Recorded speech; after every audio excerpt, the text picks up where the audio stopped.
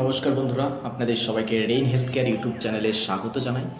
আজকে আমার আলোচ্য বিষয় হলো নেপাফ্ল্যাম আই ড্রপকে নিয়ে।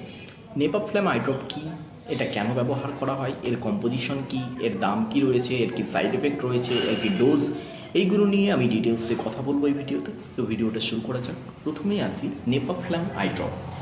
তো এই যে নেপাফ্ল্যাম আই ড্রপ, এটা অজন্তা ফার্মাসিউটিক্যালের বানানো একটা প্রোডাক্ট, যার বর্তমান মার্কেট প্রাইস 253 টাকা।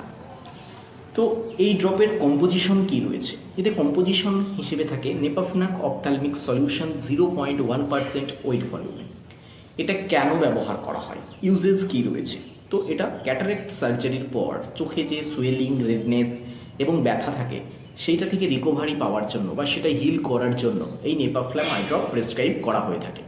এছাড়াও চোখে কোনো কারণে আঘাত লেগেছে, তো ইনফ্লামেশন হয়ে গেছে, বা চোখে মাছি মাছি কালো কিছু দেখতে পাচ্ছে, ফ্লোটার্স টাইপের, তো সেই ক্ষেত্রে সেগুলো ঠিক করার জন্য আমরা এই নেপাফ্ল্যাম আই ড্রপ প্রেসক্রাইব করে থাকি।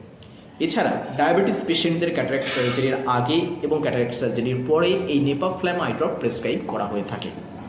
এবারে সেট ডোজ, এটা দিনে 3 বার 1 ফোঁটা করে 2 মাস থেকে 6 মাস পর্যন্ত দেওয়া হয়ে থাকে।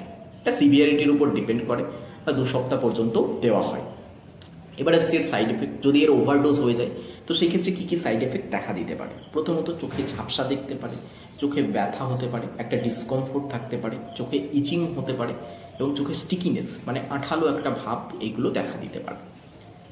তো এই হলো নেপাফ্ল্যাম আই ড্রপকে নিয়ে। পরবর্তী ভিডিওতে আমরা নেপাফ্ল্যাম ওডি নিয়ে আলোচনা করব। ওকে, থ্যাংক ইউ।